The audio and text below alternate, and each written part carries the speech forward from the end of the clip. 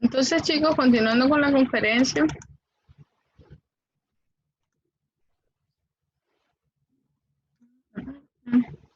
tenemos que la absorción del hierro es muy limitada y es estrictamente controlada. Porque les hablaba que el hierro es un material inorgánico. El hierro es el mismo hierro, el que tenemos en nuestro cuerpo, es el mismo hierro que está en los tornillos de la computadora, en el zinc de la casa, qué sé yo. Es el mismo material atómico, solamente que pues nosotros lo tenemos en pequeñas partículas y pues él viaja en nuestros eritrocitos para transportar el oxígeno que va a ir desde nuestros pulmones hasta los tejidos en general. Entonces, pero al ser tóxico, al tener la capacidad de producir radicales, también tiene que estar, además que para poder ser utilizado, tiene que estar aislado del agua, porque el hierro tiene la capacidad de que si lo pones en contacto con el agua o con el oxígeno directamente, se oxida y se convierte en un estado ferroso a un estado férrico y así no nos sirve. Entonces tiene que estar siempre transportado por proteínas específicas que van a ya sea llevarlo de un lado a otro o almacenarlo o ayudarlo a cumplir su función. Entonces, en lo que respecta al intestino delgado, tenemos el hierro en su forma férrica, es transformado en su forma ferrosa y atraído por un transportador de metal divalente en el borde en cepillo, el borde apical del enterocito. Ese le permite entrar, ¿verdad?, al citoplasma, en donde inmediatamente el hierro se ve almacenado con la proteína llamada ferritina en su estado férrico. Entonces, si es necesario, se tiene que quedar ahí. Si no, se vuelve a convertir a su estado ferroso y va a ser transportado por una proteína transmembrana del borde basal de la célula entérica llamada ferroportina. La ferroportina tiene mecanismos muy complejos de regulación acerca de cuándo se abre y cuándo se cierra. Entonces, no todo el tiempo nosotros vamos a tener la capacidad de transportar el hierro desde el enterocito hacia el torrente sanguíneo. Esta ferroportina se va a ver regulada en sentido negativo o retroalimentación negativa gracias a la epsidina, que es una enzima, una hormona secretada, ¿verdad?, a nivel hepático. El hierro es almacenado, ¿verdad?, ya saben ustedes, en el hígado. Entonces la epsidina va a estar siendo producida como hormona constantemente en el hígado para bloquear, ¿verdad?, el paso de más hierro al torrente sanguíneo. Únicamente si el hígado ve la necesidad de aporte de hierro, disminuye la producción de epsidina y ese bloqueo en la producción de epsidina permite la apertura de la ferroportina para que el hierro pueda pasar efectivamente desde el citoplasma del enterocito hacia el torrente sanguíneo. Ahora, una vez en el torrente sanguíneo, este hierro ferroso se vuelve a convertir en hierro férico y va a ser transportado por la proteína transferrina. Esta transferrina lo aísla del ambiente acuoso del plasma sanguíneo y libera el hierro en el hígado, en los hepatocitos, en donde se almacena de nuevo en la proteína llamada transferrina. En la realidad, este proceso es mucho más complejo de lo que les estoy exponiendo, pero como les decía, estoy tratando de hacer un resumen para que ustedes conozcan lo más básico de todos estos conceptos. Ahora, el hierro no solamente va a venir directamente de los alimentos. Mucho del hierro que nosotros mantenemos en nuestro torrente sanguíneo, bueno, no el hierro, sino el grupo M No sé si ustedes se acuerdan de la hemoglobina. La hemoglobina es una proteína compleja que tiene dos subunidades proteicas de globina, dos subunidades beta, dos subunidades alfa. Esta es la hemoglobina A1. Y en el centro de cada una de estas hemoglobinas vamos a tener un anillo nitrogenado, al cual va a estar adosado el hierro. Entonces, la globina es proteína y ese anillo nitrogenado que está rodeando directamente al hierro es el grupo M. El grupo M está hecho por protoporfirinas de tipo 9. Muchas de las protoporfirinas las sintetiza el hígado, pero también puede venir y ser reutilizada desde la luz intestinal, ¿verdad?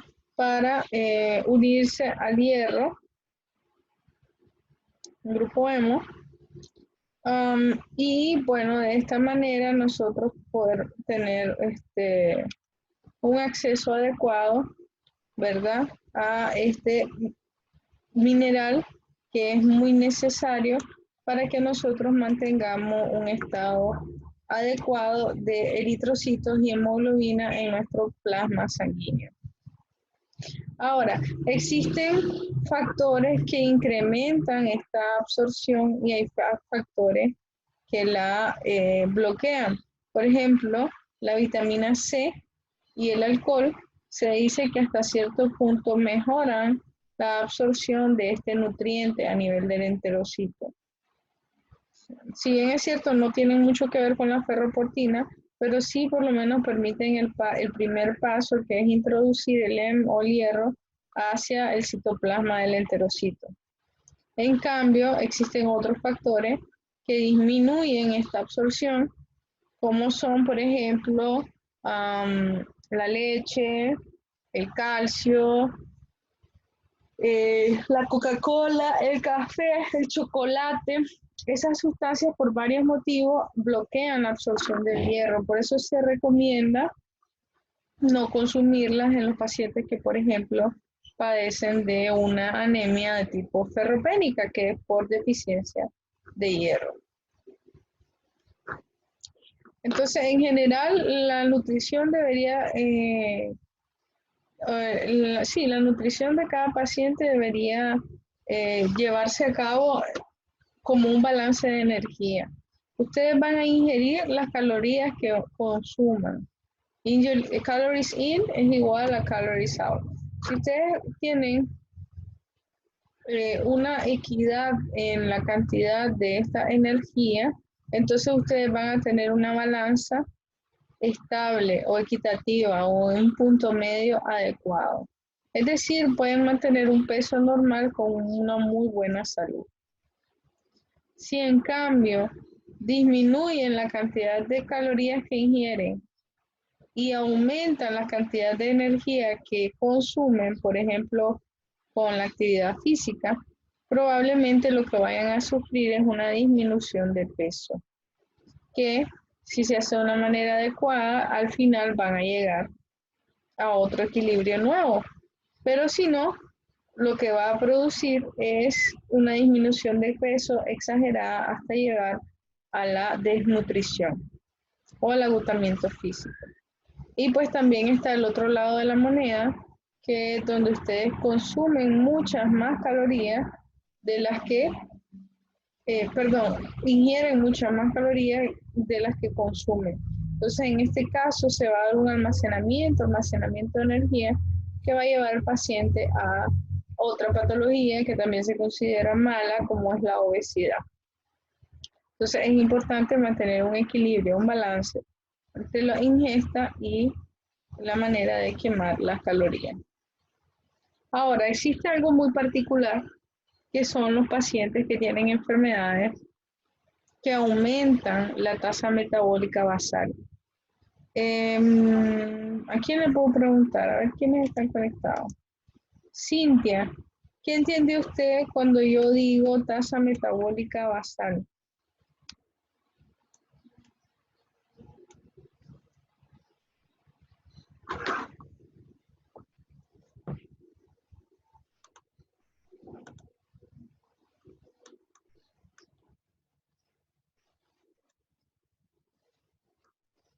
Cintia,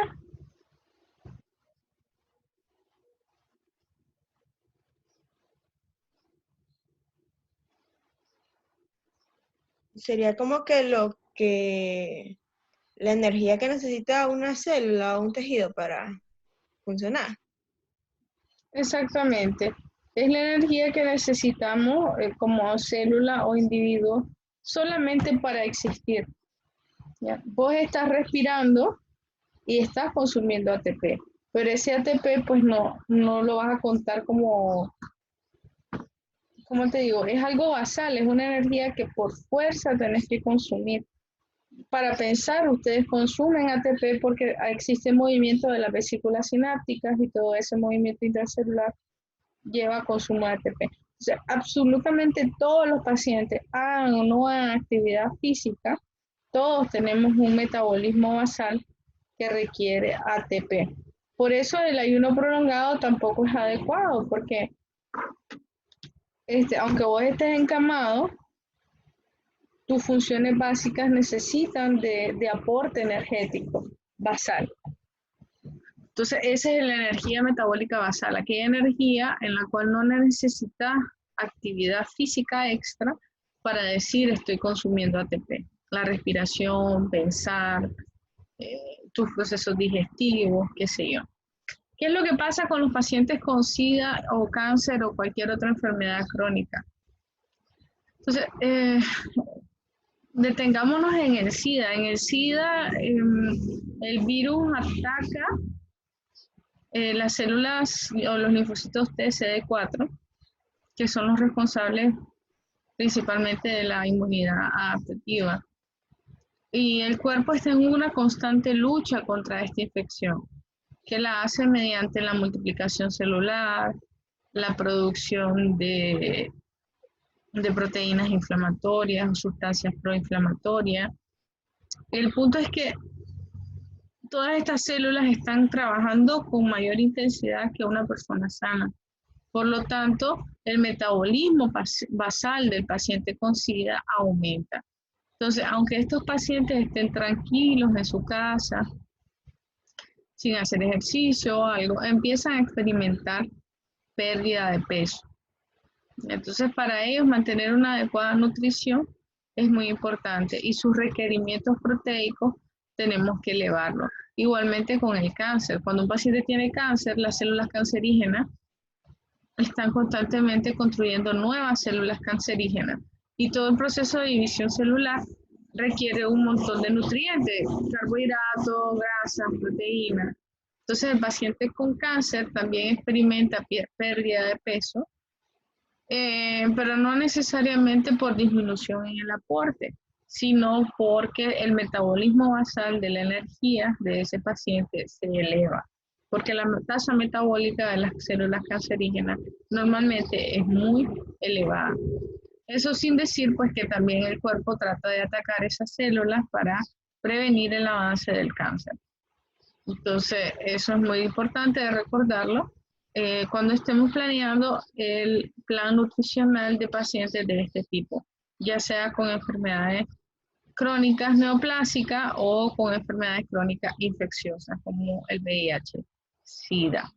Ustedes, creo que eso ya se los he dicho, que han visto que en los pacientes hospitalizados en los Estados Unidos o en las películas siempre les dan un postrecito de gelatina. ¿Saben por qué es eso? ¿Para qué les dan gelatina?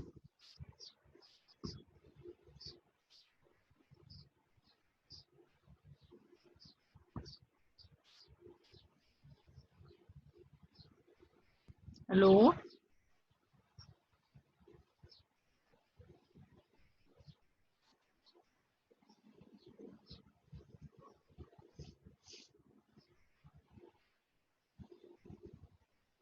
Chico. Doctora, Doctora, Ujú. ¿me escucha? Ahora sí. Yo, a ver, no sé si estoy en lo correcto, pero es que dice que esos cubitos tienen la misma cantidad de nutrientes que lo que puede contener un plato de comida, incluso más. No sé si es por eso.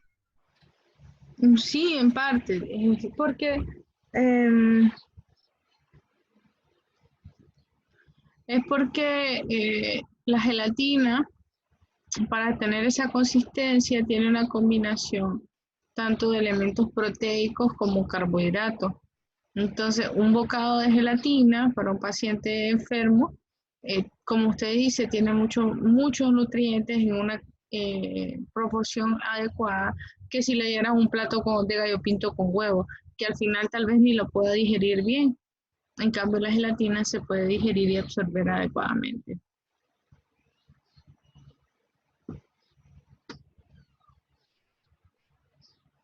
¿Otra pregunta? ¿Preguntas, chicos?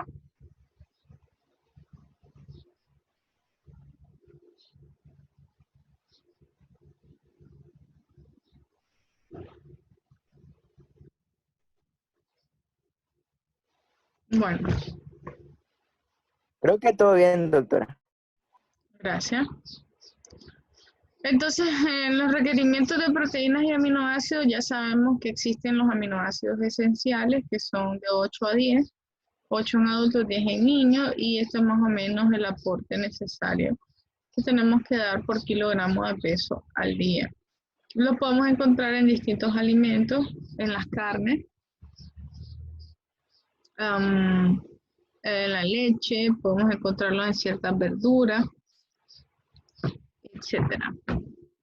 Ahora, pasando a las vitaminas, tenemos una clasificación en que las vitaminas, según su estructura química, pueden ser lipo o hidrosolubles.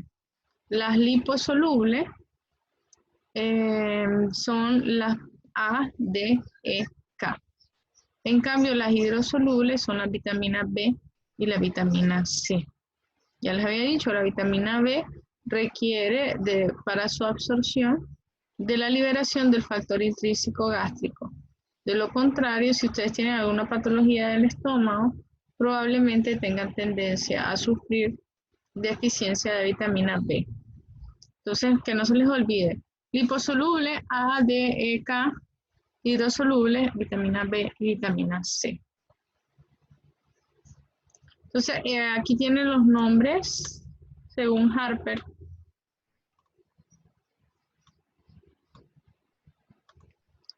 De estas vitaminas, las liposolubles, tenemos la A, que se conoce como retinol, y también está el grupo de los carotenos.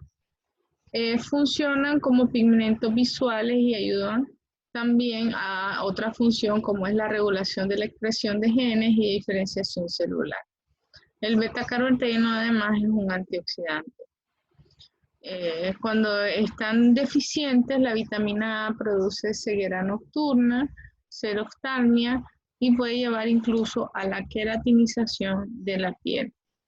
Xeroftalmia es cuando se engruesa o como que se queratiniza también la córnea. Entonces eso impide un poco la visión. La vitamina A es una de las únicas vitaminas que en exceso puede producir síntomas. Y se dice que incluso es teratogénica. Si la mujer embarazada la consume en exceso, puede llevar a presencia de anomalías congénitas en los fetos. La vitamina D, casualmente asociado a su función, tiene el nombre de calciferol. La vitamina D nos ayuda al equilibrio del calcio. Mientras si necesitas calcio, entonces ella se expresa en mayor proporción y absorbemos más calcio. Y así, ¿verdad? Nos ayuda a regularlo. También moviliza este mineral óseo desde el torrente sanguíneo hacia los huesos para su depósito. Si ustedes tienen deficiencia de calcio, muy probablemente lo vayan a obtener de su hueso, lo cual va a llevar a una osificación deficiente o anomalías como el raquitismo y la osteomalacia. En general, yo considero que estas dos son iguales enfermedades, sin embargo, el raquitismo se deja reservado para los niños y la osteomalacia para los adultos. Ahora, el E, la vitamina E, habíamos hablado que es un antioxidante, recibe el nombre de tocoferol o tocotrienol y bueno, emite señales celulares. Existen raras veces enfermedades por deficiencia en esta vitamina, aunque si se llegase a presentar sería algún tipo de disfunción neurológica grave. Y las quinonas o filoquinonas, menaquinona, que es la vitamina K, es una coenzima que se utiliza para la formación de carboxiglutamato. Este gamma carboxiglutamato sirve o forma parte de la estructura de 4 factores de la coagulación. Para aprenderse esos factores de la coagulación hay una mnemotecnia de el año en que fue el terremoto de Managua. A ver, ¿quién me dice? Jason, ¿en qué año ocurrió el terremoto de Managua?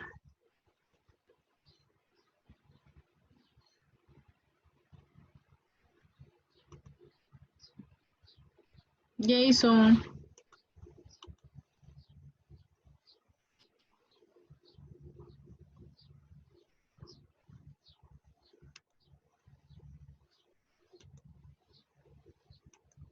Doctora, ¿le puedo decir yo? Sí, por favor. En 1972. Exacto. Entonces fue en 1972 el terremoto de Managua. Entonces con esa mnemotecnia, ustedes se van a acordar que los factores de coagulación K dependiente, es decir, dependiente de vitamina K, son el factor 10, el factor 9, el factor 7 y el factor 2. Ya, ellos requieren de que el hígado tenga suficiente vitamina K para poder formar esos factores de la coagulación. Obviamente, si ustedes tienen entonces deficiencia de vitamina K, ¿qué enfermedad vamos a tener el paciente? Hemorragia.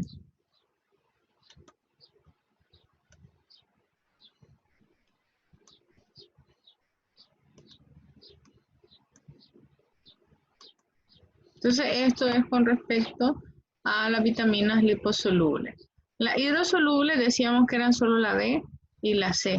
Sin embargo, la vitamina C tiene un complejo de alrededor de 12 subvitaminas que también participan en distintos procesos biológicos importantes. Entonces, por ejemplo, a la B1 se le conoce como tiamina y generalmente es coenzima, por ejemplo, de la piruvato deshidrogenasa y la alfa-cetoglutarato deshidrogenasa, que estas participan, la primera en la descarboxilación del piruvato para formar acetil-CoA y la segunda en el ciclo de Krebs. También regula el canal de cloro en la conducción nerviosa. Entonces la tiamina se ve particularmente deficiente en los pacientes con alcoholismo crónico. Entonces cuando ella falta, lo que es el metabolismo, el ciclo de Krebs cuesta en que ocurra. Entonces el paciente se siente decaído, se siente mal por la falta de energía. Por eso algunas personas dicen que cuando se ponen tiamina se sienten que tienen más energía. Es porque se reactivan estas enzimas que forman parte de la vía de obtención de ATP. Y entonces cuando consumís glucosa o consumís cualquier carbohidrato, entonces la obtención de energía es más efectiva. Y se dice que antes de ponerle cualquier solución glucosada a un paciente con alcoholismo crónico, le deberías poner tiamina para prevenir una alteración en el sistema nervioso central. Bueno, también la deficiencia de esta vitamina puede producir un síndrome llamado beriberi, que produce daño a los nervios periféricos, principalmente estesias o parestesias, o lesiones del sistema nervioso central, como el síndrome de Wernicke-Korsakoff, que es el que tenemos que evitar, en los que le decía a los pacientes con alcoholismo crónico, que le colocamos tiamina antes de ponerle cualquier carbohidrato. En la vitamina B2 tenemos la riboflavina. Esta es una coenzima tanto en reacciones de oxidación como reducción. Estos son, ¿se acuerdan?, transportadores de electrones necesarios para la cadena respiratoria. Entonces, también va a hacer o van a producir lesiones o alteraciones en epitelio donde tenga alto recambio celular. Por ejemplo, en la mucosa oral. Entonces, generalmente se puede manifestar como lesiones en los ángulos de la boca, hacer unas pequeñas úlceras acá, en los labios, en la lengua, y por último la dermatitis seborreica, que es cuando tienen una piel muy grasosa con mucha capa. Eso te lo va a dar la deficiencia de vitamina B2 o riboflavina. Normalmente si tenés deficiencia de una, tenés deficiencia de la otra. Por eso muchas veces los cuadros clínicos se ven solapados o encajados uno en el otro.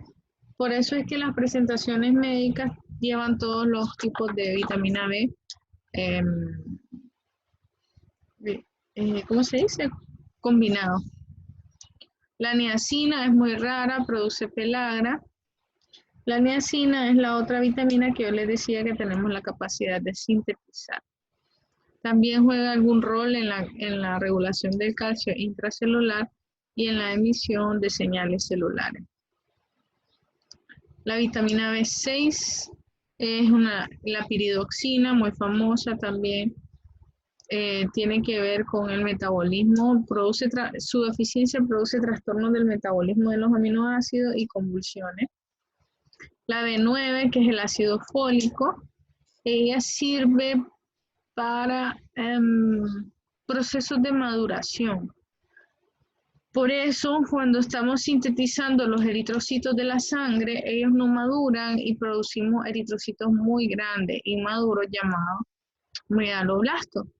Y la falta de ácido fólico y de la B12 nos pueden llevar a un tipo de anemia macrocítica conocida como megaloblástica o anemia perniciosa, que también en el caso de la deficiencia de cobalamina puede llevar a la degeneración de la médula espinal. Entonces, cuando ustedes tienen anemia, no solo tienen que darle hierro al paciente, en general deberían también ayudar o agregar un complejo B para que se dé bien la maduración del eritrocito. El ácido pantetoico también forma parte de la coenzima A y participa en la síntesis de ácido graso y metabolismo de la misma. Un déficit del ácido pantoténico va a llevar a daño en los nervios periféricos. La biotina, que también forma parte de la vitamina B, es una coenzima en las reacciones de carboxilación, en la gluconeogénesis y síntesis de ácido graso, y pues su alteración va a producir alteración en el metabolismo de la grasa y carbohidratos. Y bueno, la última vitamina hidrosoluble, que es la vitamina C, se conoce también como ácido ascórbico. En general en Nicaragua la podemos encontrar en la mayoría de los cítricos que consumimos, como la naranja, la limonada, la mandarina, también se puede encontrar en el tomate.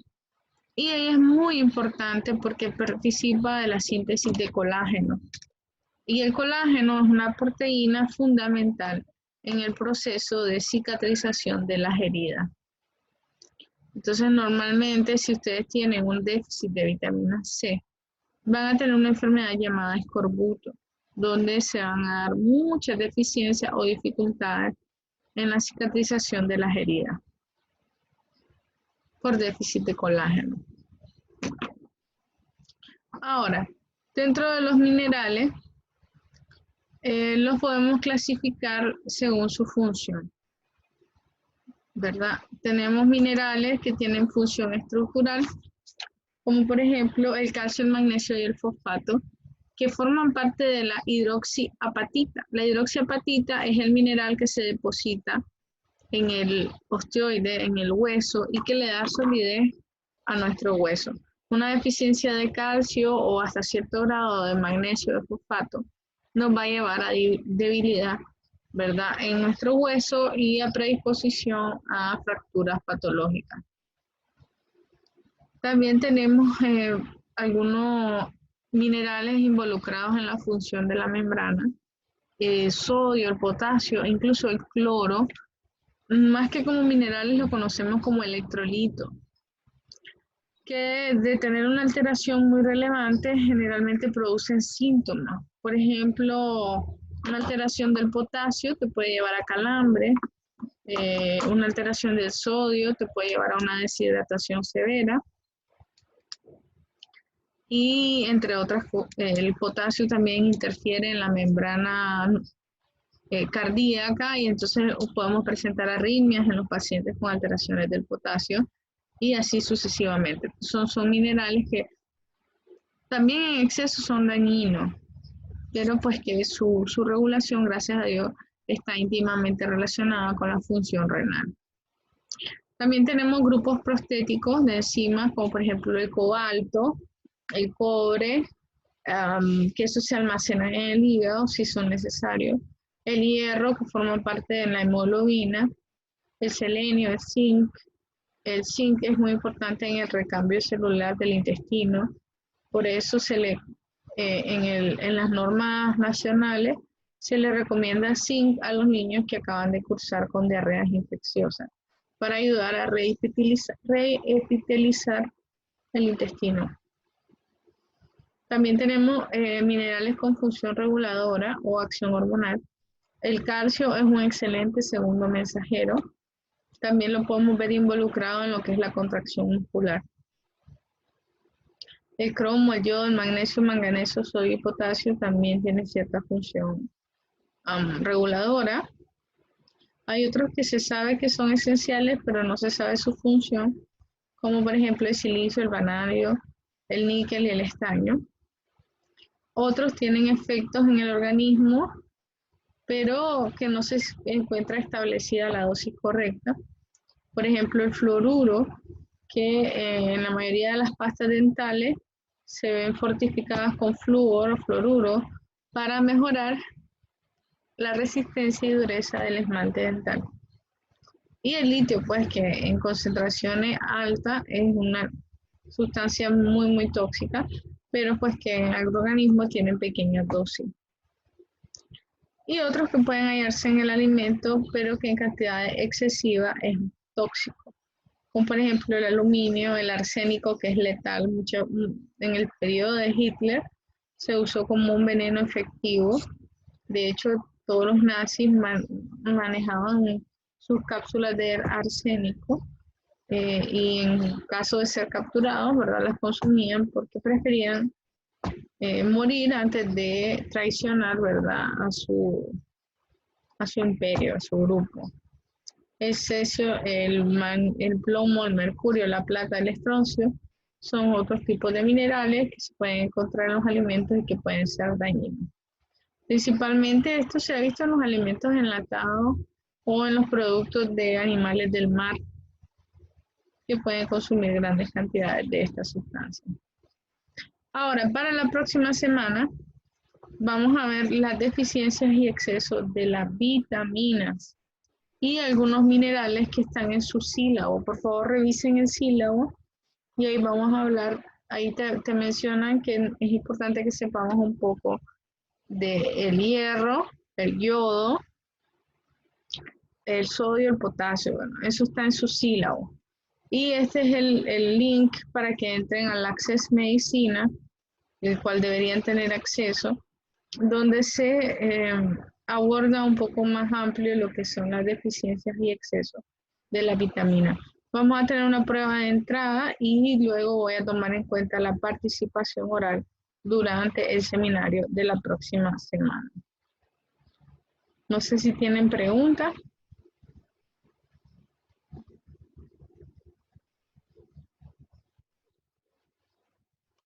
¿Está todo claro?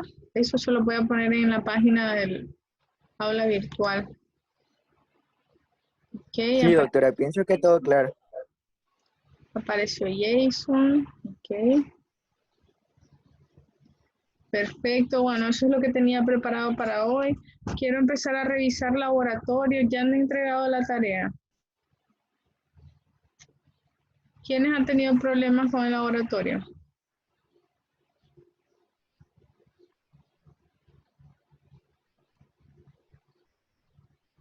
Doctora, yo ya inicié en mi laboratorio, pero me falta todavía elaborar el documento. Ya tengo fotos. Ah, ok. Perfecto. Bueno, chicos, por mi parte, los dejo. En realidad no quería hacer este tema muy extenso. Es importante, pero pues vamos a enfocarnos más en temas un poco más complejos. Y los dejo para que estudien ese seminario. Va a estar dificilito. Si tienen problemas con el Access Medicina, me preguntan o preguntan en la facultad también. Adiós, doctora.